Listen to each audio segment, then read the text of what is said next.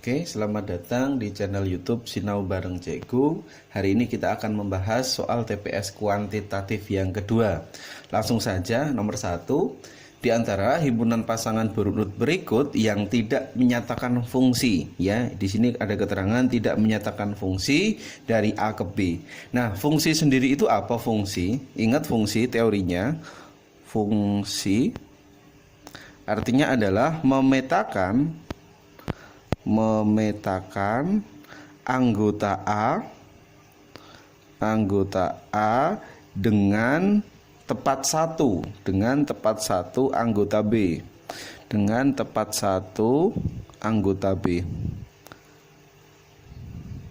Oke, kalau ditulis secara definisi artinya seperti itu ya. Tapi mungkin bisa kita gunakan konsep lain yang lebih mudah ya. Saya contohkan kasus lain kalau disajikan dalam diagram berikut. Nah, saya punya 3 pilihan, manakah yang merupakan fungsi ya. Jadi intinya gini aja, kalau dalam menafsirkan fungsi itu biar lebih mudah.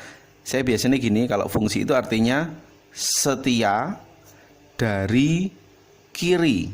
Nah, fungsi itu artinya setia dari kiri ya. Karena yang ditanyakan tadi dari A ke B. Setia dari kiri itu artinya apa? Pasangannya harus satu ya, dan dia tidak boleh jomblo ya. Nah, pasangannya harus satu. Oke, kita bisa cek di ketiga pilihan di sini. Misalnya untuk yang A dulu ya. Untuk yang pilihan A, kita punya A, B, C. A-nya punya pasangan, B-nya punya pasangan, C-nya punya pasangan, dan pasangannya tunggal, dan dia tidak jomblo. Nah, berarti dia dikatakan fungsi. Nah, kenapa B sama C bukan fungsi? Bisa dilihat A, B, C punya pasangan, dan apakah C-nya setia? Tidak. C-nya di sini punya 2 pasangan. Nah, C-nya punya 2 pasangan, berarti dia bukan fungsi. Salah. Nah, ini salah, bukan fungsi. Oke, sekarang yang C, A, B, C, terus yang ini anggota B-nya adalah 1, 2, 3. Apakah ini dikatakan fungsi? Kita lihat, A-nya punya pasangan, B-nya punya pasangan, C-nya tidak. Nah, C-nya jomblo, berarti dia dikatakan bukan fungsi. Nah, ingat artinya tadi, setia dari kiri. Punya pasangan dan pasangannya harus tunggal, itu yang dikatakan fungsi. Dan ingat selalu yang kanan tidak usah kita perhatikan, tidak apa-apa. Yang penting dari kiri harus setia. Yang anggota B-nya tidak usah kita perhatikan, tidak masalah. Oke ya, langsung kita perhatikan pada soal berikut. Nah, yang tidak menyatakan fungsi, ingat fungsi tadi apa? Setia dari kiri, ya, setia dari kiri. Kita cek dulu yang pilihan A. Perhatikan yang bagian kiri, PQR. Nah, di mana kalau PQR ini kita lihat tidak ada yang berulang, semuanya tunggal, dan anggota A-nya adalah juga PQR. Oke, berarti setia semuanya, berarti dia dikatakan fungsi. Ingat yang kita cari yang tidak fungsi ya, yang bukan fungsi. Kita cek yang pilihan B, perhatikan PQR. Nah, ini juga PQR, sama, cocok. Nah, ini dia dikatakan fungsi. Kita lihat untuk yang C, 1, 2, ini juga 1, 2, fungsi. Nah, setia. Terus kita lihat untuk yang D, 1, 2, ini 1, 2, 3. Loh, ada satu pasangan ya, ada satu unsur yang tidak punya pasangan, yaitu angka 3. 3 di sini nggak punya pasangan, berarti yang pilihan D disebut bukan fungsi. Nah, seperti itu. Jadi intinya anggota yang depan di sini harus selalu punya pasangan. Kalau yang E fungsi ini A sama B, ini juga A sama B, cocok. Nah, fungsi. Oke, paham ya? Untuk yang nomor 1 jawabnya D. Diketahui segitiga ABC sama sisi dengan luasnya adalah 24 cm persegi. Oke, bisa kita buat dulu gambarnya. Segitiga sama sisi. Di sini ada ABC. Terus berikutnya, dari masing-masing sisi tersebut akan dibuat berturut-turut titik P, Q, dan R. Nah, di tengah-tengah AB, BC, dan CD. Oke, ini ada AB, ini di tengah-tengah ya. Terus BC, tengah, ini juga tengah. Nah, di mana AB-nya tadi, ini P ya. Oke, AB-nya tadi tengah-tengahnya adalah P. Terus Q-nya berarti BC, Q, ini Q. Terus terakhir ini yang R, ini berarti yang CD. Sorry, ini bukan ya, ini adalah AC, ini harusnya AC ya. Ini harusnya AC. Nah, ini. Oke, R adalah tengah-tengahnya AC. Gini ya, ini ralat. Oke, terus luas segitiga PQR. Nah, yang kita cari adalah ini, PQR. Nah, gini, yuk mencari PQR-nya bagaimana? Nah, di mana kalau dalam konsep gambar berikut ya, yang diketahui adalah segitiga ABC, berarti segitiga yang besar. Nah, yang kita cari yang kecil ini bagaimana mencari PQR? Kita bisa lihat rasio perbandingannya. Di mana kalau dalam segitiga kecil ini itu ada berapa bagian ya? Kita cek. 1, 2, 3, 4 ya. Ini kan 4 bagiannya sama semua. Jadi segitiga kecilnya itu sama semua. Berarti bisa kita tulis luas ABC dibanding dengan luas PQR. Nah, luas PQR. Nah, luas ABC itu terdiri dari berapa bagian kecil segitiga. Nah, berapa bagian segitiga yang kecil? 1, 2, 3, 4. Nah, ini saya tulis 4 seperti ini. Terus luas PQR ada berapa bagian segitiga yang kecil? Ada 1, tulis. Oke, ABC-nya diketahui berapa? ABC-nya adalah 24 ya. Luas PQR ditanyakan, luas PQR. Nah, sama dengan 4:1. Bisa disederhanakan, ini 1, ini 6. Kali silang, berarti kalau dikali silang adalah luas PQR sama dengan 6 kali 1 berarti 6. Cek jawabannya 6 adalah D. Oke. Nomor 3, 4 tahun yang lalu usia Edi 4 kali usia Vina. Jadi ini ada 2 orang ya, Edi sama Vina. Ini tak misalkan aja E, terus Vinanya tak misalkan F. Karena yang kita bicarakan adalah 4 tahun yang lalu. Nah, 4 tahun yang lalu artinya apa? Setiap unsur atau setiap orang itu umurnya berkurang 4 ya. Kalau 4 tahun yang lalu itu berkurang 4. Tapi kalau kita bicara akan datang itu berarti ditambah. Oke ya, berarti bisa kalimatnya bisa kita tulis 4 tahun yang lalu. 4 tahun yang lalu itu berarti umur Edi berapa? -4. Nah, karena 4 tahun yang lalu. Nah, sama dengan 4 kalinya Vina. Berarti 4 kalinya Vina. Berarti kalau umurnya Vina 4 tahun yang lalu itu adalah F-4. Nah, seperti ini. Edi -4 sama dengan 4 F-4.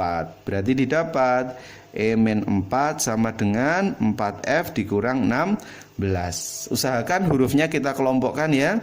Berarti E-4F sama dengan negatif 4 kita pindah ke ruas kanan ya. -16 tambah 4 berarti negatif 12. Oke, itu baru yang kalimat pertama. Kalimat kedua yuk dicek. Tahun ini, berarti kalau tahun ini itu artinya tidak berkurang ataupun tidak bertambah. Karena yang kita bicarakan adalah sekarang. Jumlah usia mereka adalah A tahun. Oke, jumlah usia mereka berarti usianya Edi ditambah usianya Vina itu adalah A. Oke ya, A tahun. Nah, bagaimana kita menyelesaikan soal ini? Dilihat pilihannya dulu ya. Pilihannya nanti itu tidak dalam bentuk angka ya, tapi ada unsur variabel A-nya. Oke, kita bisa cek. Karena yang dicari si Edi, oke ya, kita fokus pada Edinya. Berarti jangan sampai Edinya dihilangkan. Berarti yang kita eliminasi adalah si F-nya. Oke, kita fokus pada F. Di sini 4, di sini 1 ya. Biar si F-nya sama, ini tak kalikan 1, ini tak kalikan 4. Nah, bisa 4, bisa -4 sebenarnya. Oke ya, saya tulis sebelahnya. Berarti kita tulis persis E-4F sama dengan negatif 12. Terus yang ini yang bawah kalikan 4 berarti 4E ditambah 4F sama dengan A kali 4 berarti 4A. Yo, sekarang biar F-nya hilang, biar di sini -4F sama 4F-nya hilang, berarti harus ditambah. E tambah 4E berarti 5E. Nah, sama dengan ditambahkan -12 tambah 4A. Nah, berarti E-nya berapa? Bisa ditulis -12 tambah 4A dibagi 5. Oke, dicek. -12 tambah 4A per 5. Dicek. -12 tambah 4A per 5. Berarti sama aja ini ya. 4A -12 per 5. Kan dibalik ya. 4A -12 per 5. C. Nomor 4. Bilangan 5 angka yang dapat dibentuk dari semua angka 1357 dengan hanya angka 7 yang muncul tepat 2 kali. Nah, artinya apa sih? Angka yang dimaksud, berarti angka yang dimaksud kalau kita tulis semua ya, berarti 1, satunya sekali, 3-nya sekali, 5-nya sekali.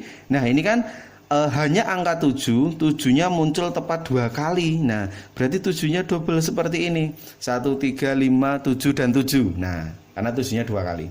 Oke, berarti kemungkinannya ada berapa? Bisa kita lihat karena ada unsur yang sama nih. Karena ada unsur yang sama, berarti kita gunakan rumus permutasi unsur sama. Nah, P unsur sama itu artinya apa? Langsung saja ya. Berarti biar tidak sekedar hafalan, kita tulis aja ini ada berapa unsur? 1, 2, 3, 4, 5. Berarti kita tulis 5 faktorial. Nah, kita bagi dengan yang sama kita faktorialkan. Yang sama ada berapa unsur? Ini 2 unsur ya. Berarti 2 faktorial. Nah, misalnya nanti 7-nya itu ada sebanyak 3 kali, 7, 7, 7. Berarti bawahnya kita tulis 3 faktorial. Pokoknya yang sama totalnya ada berapa kita faktorialkan. Nah, faktorial itu apa? Kita mundurkan 5 faktorial artinya 5 kali 4 kali 3 kali 2 kali 1. Nah, karena ini di bawahnya 2 faktorial, saya berhenti saja enggak apa-apa ya. Nah, ini juga seperti ini. Oke, kita bisa sederhanakan 5 kali 4 20 kali 3 hasilnya adalah 60. 60 jawabnya adalah B. Oke, nomor 5, A adalah himpunan semua bilangan asli dari 1 sampai dengan 20 yang tidak habis dibagi 2. Ini ya, diingat, tidak habis dibagi 2 dan tidak habis dibagi 5. Nah, tidak habis dibagi 2 itu artinya sama aja dengan kelipatan 2. Oke, yang tidak kelipatan 2. Nah, tidak habis dibagi 5 berarti yang bukan kelipatan 5. Artinya seperti itu ya. Oke, berarti kita bisa tulis siapa sih A itu? Siapa sih A itu? Nah, A itu kalau kita jabarkan ya. Oke, asli dari 1 sampai 20 tidak habis dibagi 2. Berarti 1 masuk ya. Nah, 2 itu kan habis dibagi 2, berarti nggak masuk. Berarti intinya bilangan bilangan genap nggak masuk ya. 2 nggak ikut, berarti 3 boleh. Nah, 4 karena genap nggak boleh ya. 5 masuk nggak boleh ya. Tidak habis dibagi 5. Berarti ini langsung melompat ke 7 ya. 7, terus 9, 10 nggak boleh, 11, 13, 15 nggak boleh ya, tidak habis dibagi 5 ini. Terus 17 sama terakhir 19. Nah, ini ya. Oke, himpunan A-nya udah kita tuliskan. Terus langsung ya kita cek dari pernyataan 1 sampai 4. Banyak anggota A ada 8. Kita cek. 2, 3, 4, 5, 6, 7, 8. Cocok. Oke, pernyataan 1 oke. Terus lagi jumlah semua bilangan A adalah 80 ya. Jumlah semua bilangan 80. Nah, gimana kita menjumlahkannya biar mudah? Ini triknya gini ya. 1 sama 19 20. 3 sama 17 20. Ini juga 20, ini juga 20. Nah, 20-nya berapa kali? Nah, sebanyak 4 kali ya. Berarti 20 kali 4 80. Cocok. Nah, wes. Oke ya, pernyataan 2 cocok. Rata-rata. Nah, yang cek ya, cek pernyataan ketiga. Apakah pernyataan 3 benar atau salah? Rata-rata. Apa sih rumus rata-rata? Jumlah data dibagi banyaknya data. Oke, jumlah data dibagi banyak data. Yuk kita cek. Jumlahnya tadi berapa? Jumlahnya 80 ya. Dibagi banyak data. Banyaknya data ada 8. Berarti hasilnya adalah 10. Kita cek 10 cocok. Yes. Terus anggota terbesarnya 19. Anggota terbesarnya 19 cocok. Nah, berarti pernyataan 1 sampai 4 benar semua. Semua pilihan benar. Jawabnya adalah E. Data 5 bilangan asli memiliki sifat hanya 8 yang muncul lebih dari sekali, 9-nya median dan rata-ratanya 10 ya. Oke, kita bisa buat pola dulu. Kita bisa buat pola, ada 5 bilangan ya. Nah, seperti ini. Nah, titik-titiknya nanti kita isi angka tersebut. Hanya 8 yang muncul lebih dari sekali. Kita belum bisa memastikan angka 8-nya di mana ya. Berarti kita next dulu di kalimat berikutnya bunyinya 9 adalah median. Median itu kan nilai tengah ya. 9 berarti di sini. Nah, ini 9 posisinya sebagai median. Nah, oke, kalau di sini sebagai 9, kita lihat kalimat di awal tadi 8-nya muncul lebih dari sekali. Mungkin enggak 8-nya itu di kanan. Nah, dalam proses penulisan, angka yang di sebelah kanan itu harus lebih besar. Nah, berarti posisi angka 8-nya di mana? Posisi angka 8 harusnya adalah di sebelah kirinya 9. Oke, boleh nggak di sini angka 9? Nggak boleh ya, karena di sini 8 lebih dari sekali. Berarti 9-nya sekali 9-nya satu kali saja ya. Berarti yang boleh lebih dari sekali cuma 8. Nah, ini 8, ini 8. Rata-rata 5 bilangan tersebut adalah 10. Oke, berarti kita belum bisa memastikan posisi untuk angka di sini berapa ya. Kita misalkan aja ini X, ini misalnya adalah Y. Ingat konsep rata-rata, rata-rata itu adalah jumlah seluruhnya data ya. Berarti 8 tambah 8 tambah 9 tambah X tambah Y dibagi dengan banyak data, berarti ada 5. Di mana rata-ratanya diketahui adalah 10. Oke ya, berarti kita bisa tuliskan 8 sama 8 16, 16 tambah 9 adalah 25 ditambah X tambah Y sama dengan adalah 50. Berarti kita dapat X tambah Y itu hasilnya adalah pindah ruas 50 kurangi 25 berarti 25. Paham ya? Terus kita kaitkan kembali pada konteks di awal 889 X sama Y. Kita lihat karena yang dicari nanti P itu adalah data terbesar yang mungkin. Berarti data terbesar itu adalah yang sebelah kanan ya. Logikanya sekarang X di sini boleh nggak X-nya di sini dikasih angka 9? Nah, nggak boleh ya, karena apa? Hanya 8 yang muncul lebih dari sekali ya. Ada keterangan di sini. Jadi 8-nya saja yang lebih dari sekali. Berarti kemungkinannya X-nya di sini adalah angka 10. Nah, X-nya adalah 10. Nah, ketika X-nya adalah 10, berarti posisi angka Y-nya berarti berapa? Y-nya berarti biar menjadi 25, berarti ini adalah 15. Oke ya, berarti kita bisa tulis Y-nya adalah 15. Oke, berarti kita bisa dapatkan P itu adalah data terbesar yang mungkin. Berarti ini tadi adalah 10, ini adalah 15. Terus Q-nya udah diketahui 12. Apa kesimpulannya? P lebih dari Q. P lebih dari Q, jawabnya adalah A. Langsung nomor 7. Oke, untuk X lebih dari 2, manakah hubungan yang benar antara P dan Q? Oke, kita bisa tulis dulu. P-nya itu adalah 1 dikurang X pangkat 4 dibagi 1 dikurangi X kuadrat. Nah, kalau bentuk ini kita faktorkan ya. 1 min X pangkat 4 artinya 1 min X pangkat 2 dikalikan 1 plus X pangkat 2 dibagi dengan penyebutnya 1 min X kuadrat. Oke, kita sederhanakan. Didapatkan adalah P-nya 1 ditambahkan dengan X kuadrat.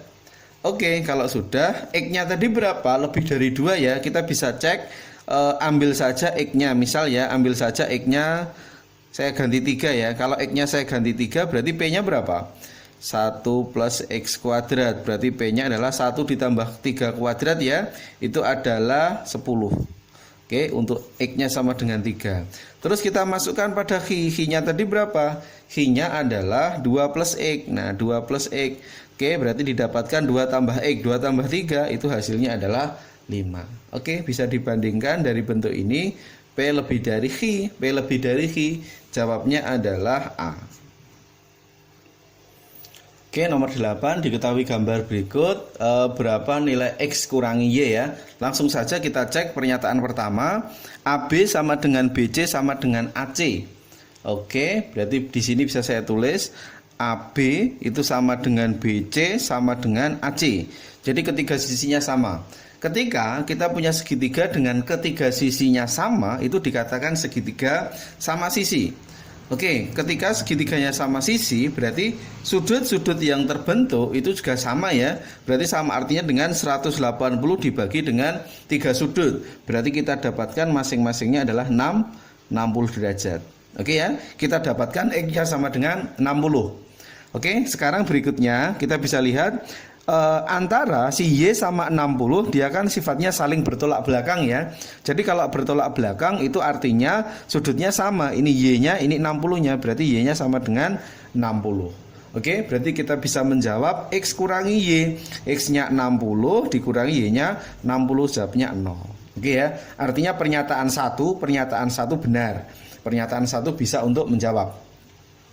Terus pernyataan kedua berikut, DE EC sama dengan DC. DE, oke, DE sama dengan EC, EC sama dengan DC. Nah, ini sama. Oke, ini segitiga sama sisi juga ya. Berarti masing-masing juga 60. 60, ini 60, ini juga 60. Oke, di sini 60, berarti yang bertolak belakang sini juga 60. Nah, informasi berikutnya di sudut B sama sudut A kita belum bisa memastikan ya, karena nggak ada sifat yang bisa kita gunakan. Karena nggak ada yang menjamin sama sisinya ini sama semuanya, tidak. Oke, berarti kita cuma berhenti di sini ya. Artinya X-nya nggak bisa kita tentukan. X-nya masih gantung di sini. Nah, X-nya digantungan. Artinya untuk pertanyaan X min Y kita belum bisa menjawab. Nah, ini tidak cukup untuk menjawab pertanyaan. Oke, berarti kita bisa cek pernyataan 1 cukup, pernyataan 2 tidak cukup. Nah, berarti jawabnya adalah A. Gitu. Nomor 9, diketahui segitiga dengan sudut masing-masing berikut. Berapa nilai Y-nya? Oke, kita cari Y-nya. Oke, kita lihat dulu pernyataan 1. 5AC sama dengan 4AB sama dengan 3BC ya. Bisa kita buat persamaan dulu gini. Persamaannya 5AC saya sama dengankan dengan 4AB dulu.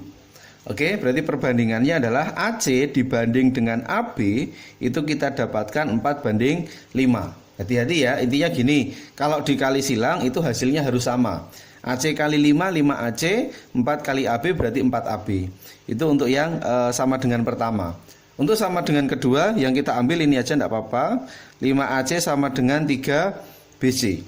Misalnya kalian ambil 4AB sama dengan 3BC, boleh enggak apa-apa. Hasilnya nanti sama.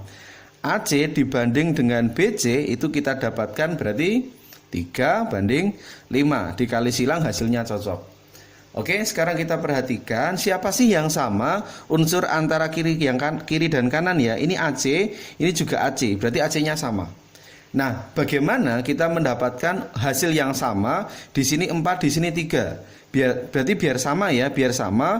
Berarti ini kalikan 3, masing-masing kalikan 3. Terus biar sama ini kali 4, ini kali 4. Nah, kan perbandingan itu bisa dikali-kali. Ya, selama atas dan bawahnya sama. Berarti ini 12, ini adalah 15. Ini kita kalikan ya, 3 kali 4 12, ini kalikan berarti 20. Nah, ini AC-nya 12, AC-nya 12. Paham ya? Jadi maksud saya seperti itu supaya mendapatkan hasil yang sama. Didapat. Oke, perbandingannya adalah AC banding AB dibanding BC. Nah, AC-nya adalah 12, AB-nya 15 dan BC-nya adalah 20. Nah, ini perbandingan sisi-sisinya. Oke, langsung kita cari Y-nya. Gimana sih untuk mencari Y? Nah, untuk mencari Y kita gunakan namanya aturan cos. Nah, aturan cos. Nah, aturan cosnya bagaimana? Nah, karena yang dicari adalah cos Y-nya dulu ya. Cos Y itu konsepnya adalah sisi apitnya Y kita kuadratkan. Sisi apitnya berapa? Sisi apitnya adalah AB kuadrat ditambah BC kuadrat dikurangi sisi depannya. Sisi depannya adalah AC kuadrat. Nah, dibagi dengan 2 kali AB kali BC. Nah, nanti bisa dicek kembali ya. Itu tentang aturan cos ya dalam bentuk trigonometri. Nah, ketika kita punya bentuk berikut, AB-nya diketahui ya. AB-nya ada ya. AB-nya sudah kita cari, BC-nya dicari, AC-nya dicari. Jadi intinya masing-masing unsur ini komplit semuanya. Terus bawahnya juga bisa, AB sama BC komplit. Nah, kita nggak usah menghitung ya, karena di sini posisi kita cuma menentukan apakah ini pernyataan cukup atau tidak. Berarti karena semua unsur ini ada, otomatis Y-nya nanti pasti ketemu. Nah, berarti Y-nya benar. Oke ya, berarti pernyataan 1 bernilai benar. Intinya ketemu Y-nya. Terus sekarang kita lihat pada pernyataan kedua. Z dikurangi X sama dengan 10. Nah, ini Z kurangi X sama dengan 10. Bisa nggak kita mencari Y-nya? Nah, tugas kita sekarang gini ya. Untuk mengecek apakah bisa kita cari Y-nya, sifat apa sih yang kita gunakan dalam segitiga? Total sudut dalam segitiga adalah 180. X tambah Y tambah Z sama dengan 180. Nah, sekarang kita variasi dengan yang diketahui di sini. Z min X, atau bisa saya tulis ya, min X tambah Z sama dengan 10. Nah, oke, kalau bentuk ini kita operasikan ya, misalnya kita tambahkan ya. Kalau kita tambahkan X-nya hilang, berarti Y tambah 2Z sama dengan 190. Nah, Y-nya belum bisa kita tentukan ya. Sama halnya nanti kalau dikurangkan, Kalau dikurangkan ini Z-nya yang hilang. Ini nanti X dikurangi min X, berarti kan 2X, 2X plus Y. Sama halnya, nanti Y-nya belum bisa ketemu. Oke, belum bisa kita simpulkan, Y-nya dicari. Oke, berarti pernyataan 1 cukup, pernyataan 2 tidak cukup. Jawabnya adalah A. Oke, nomor 10, diketahui segitiga siku-siku ABC dengan AC-nya adalah 7 ya. Berarti ini udah tetapan, AC-nya diketahuinya 7. Terus kita hubungkan, nanti yang dicari adalah berapa CD-nya. Oke, kita lihat pernyataan 1 ya. AB-nya adalah 9. Oke, berarti segini itu panjangnya 9. Terus kita lihat yang diketahui tadi, yang diketahui AC-nya adalah 7. Nah, tentukan CD-nya. Oke ya, yang kita cari adalah panjangnya CD ini nanti berapa. Nah, prinsipnya apa? Ketika ada segitiga siku-siku berikut, ini konsepnya kelas 3 SMP ya. Untuk mencari CD, langkah pertama kita gunakan titik siku pojok. Nah, siku pojoknya adalah C ya. Nah, dari titik C berikut kita buat pola panah seperti ini ya. C ke A, jadi C nyodok ke A. Terus setelah C nyodok ke A, nanti kita buat panah mulainya dari A. Berarti AD, terus nanti mulainya dari A lagi sama AB. Nah, polanya seperti ini. Oke, kita buatkan pola ya. Jadi biar mudah aja menghafalkannya, gunakan cara ini. Berarti rumusnya nanti CA kuadrat itu sama dengan AD dikalikan dengan AB. Nah, polanya seperti itu. Sama halnya ya, nanti misalnya bisa divariasi ya. Kalau misalnya panahnya dari C ke B, kalau C ke B berarti panahnya nanti dari B. BD sama BA. Nah, seperti itu. Oke, kita selesaikan ya. CA-nya adalah 7. Berarti ini saya tulis 7 kuadrat ya. Sama dengan AD, AD-nya nggak tahu. Dikalikan AB, AB-nya adalah 9. Oke, 7 kuadrat itu 49. Ini berarti dibagi 9. Sama dengan AD. Oke ya. Berarti AD-nya adalah 49 per 9. Nah, logikanya sekarang, kalau AC-nya adalah 7, terus AD-nya 49 per 9, bisa nggak kita mencari CD? Nah, intinya bisa nggak arah kita untuk mencari CD? Bisa, karena segitiga siku-siku dua sisi wis diketahui. Nah, berarti ini bisa ketemu. Nah, berarti pernyataan 1 cukup untuk menjawab pertanyaan ya. Pernyataan 1 cukup untuk menjawab pertanyaan. Oke, 1 cukup. Sekarang yang pernyataan kedua, cek. Ini tadi diketahui AC-nya 7 ya, diketahui di awal. Oke, informasi tambahannya BD-nya adalah 4, berarti segini 4. Oke, gimana mencari si CD-nya? CD-nya ya, CD-nya ditanyakan. Yo, polanya sama, berarti kita buat C ke A, terus AD sama AB. Ini kita misalkan aja X dulu ya. Berarti bisa kita tulis CA kuadrat sama dengan AD dikalikan dengan AB. Nah, AC-nya berapa nih? 7 kuadrat ya. Sama dengan AD-nya berapa nih? X. AB-nya hati-hati ya. Jangan sampai menulis AB-nya 4. Tidak. Karena 4 itu baru bagian yang kanan. D ke B saja.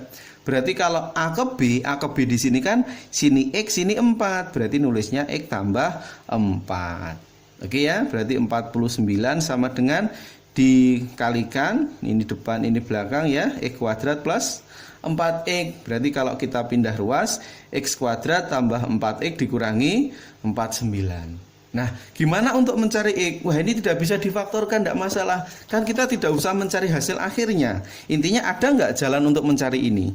Ada. Ketika nggak bisa difaktorkan, gunakan rumus ABC. Rumusnya min B plus minus akar B kuadrat min 4AC dibagi dengan 2A. Nah, otomatis kan nanti X-nya ketemu ya. Nah, X-nya kan ketemu. Kalau 7-nya diketahui, X-nya ketemu. Bisa nggak kita mencari CD? Dua sisi diketahui, berarti ini pasti ketemu.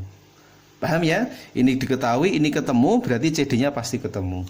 Oke, berarti pernyataan 2 cukup untuk menjawab pertanyaan. Nah, seperti itu. Jadi untuk yang kasus soal tadi ya, dari nomor 8, 9, 10 perlu diantisipasi untuk persiapan UTBK kalian nanti ya. Oke, sekian dulu TPS hari ini. Semoga materi ini bisa bermanfaat buat adik-adik ke depan yang akan melaksanakan tes SBMPTN. Nah, jangan lupa untuk materi ini di like, share, dan subscribe ya, supaya kakak bisa semangat lagi membuatkan soal variasi-variasi ke depan. Oke, cukup sekian dari saya. Assalamualaikum warahmatullahi wabarakatuh.